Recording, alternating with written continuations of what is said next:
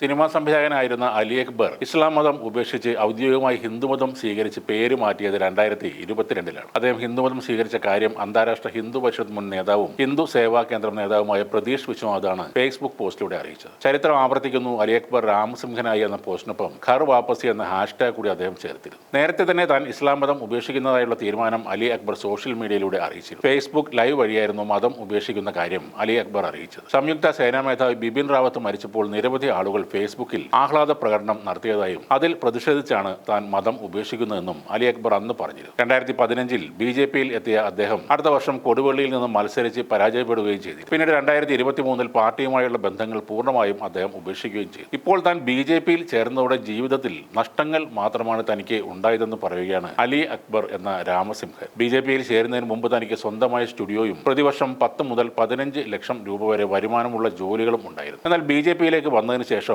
പണി ഇല്ലാതാവുകയും തന്റെ സ്റ്റുഡിയോ ഉപകരണങ്ങൾ തുരുമ്പെടുക്കുകയും ചെയ്തുവെന്നാണ് അദ്ദേഹം പറയുന്നത്. കേരള BJP നേതാക്കൾ പമ്പര വിഡ്ഢികളാണെന്നും പുതിയ ആളുകൾ പാർട്ടിയിലേക്ക് വരുമ്പോൾ ആദ്യ ദിവസങ്ങളിൽ ഷാൾ അണിയിക്കാനും ഫോട്ടോ എടുക്കാനും മാത്രമാണ് അവർ മുൻപന്തിയിൽ ഉണ്ടാകുന്നതെന്നും പിന്നീട് അവരെ ആരും അന്വേഷിക്കാറില്ലെന്നും കൂടെ രാമസിംഹൻ പറയും. പാർട്ടിയിൽ രാമസിംഹൻ എന്ന ഹൈന്ദവനാമം സ്വീകരിച്ച വ്യക്തിയേക്കാൾ പ്രാധാന്യം ഇപ്പോഴും അബ്ദുള്ള കുട്ടിയെ പോലുള്ള മുസ്ലിം പശ്ചാത്തലമുള്ള നേതാക്കൾക്കാണ് നൽകുന്നത്. BJP-യിലേക്ക് മുസ്ലിം വോട്ടുകൾ വരുമെന്ന ചിന്ത തികച്ചും വിഡ്ഢിതമാണെന്നും കൂടെ നിർത്തേണ്ടത് ഹൈന്ദവ സമൂഹത്തെയാണെന്നും കൂടെ അദ്ദേഹം പറയുന്നു. കേന്ദ്ര BJP-യുടെയും നരേന്ദ്രമോദിയുടെയും പ്രവർത്തനങ്ങളെ ഇപ്പോഴും ബഹുമാനിക്കുന്നു. എന്നാൽ കേരള BJP-യിലേക്ക് വന്നതിൽ വളരെയധികം ദുഃഖമുണ്ടെന്നാണ് രാമസിംഹൻ പറയുന്നത്. വോട്ടർ പട്ടികയിൽ വോട്ടുണ്ടോ എന്ന് പോലും പരിശോധിക്കാതെയാണ് BJP സ്ഥാനാർത്ഥികളെ തീരുമാനിക്കുന്നതെന്നും അദ്ദേഹം പരിഹസിച്ചു. കൊടുവള്ളിയിൽ മത്സരിച്ചപ്പോൾ 11,500 വോട്ട് തനിക്ക് ലഭിച്ചിരുന്ന സ്ഥാനത്ത് ഇപ്പോൾ വോട്ട് വിഹിതം വളരെയധികം കുറഞ്ഞതായും അദ്ദേഹം കുറ്റപ്പെടുത്തുന്നു. അതേപോലെ BJP-യിൽ പ്രവർത്തിക്കുന്ന കലാകാരന്മാരെ സിനിമാ മേഖല പൂർണ്ണമായും അവഗണിക്കുകയാണെന്നും രാമസിംഹൻ പറഞ്ഞു. BJP ബന്ധം വന്നാൽ ചാണകസംഖ്യ എന്ന് ചാപ്പകുത്തി മാറ്റി നിർത്തും. നടൻ ദേവനെ കുറിച്ചൊക്കെ അവസരങ്ങളുണ്ടായിരുന്നു. എന്നാൽ BJP-യിൽ എത്തിയതോടെ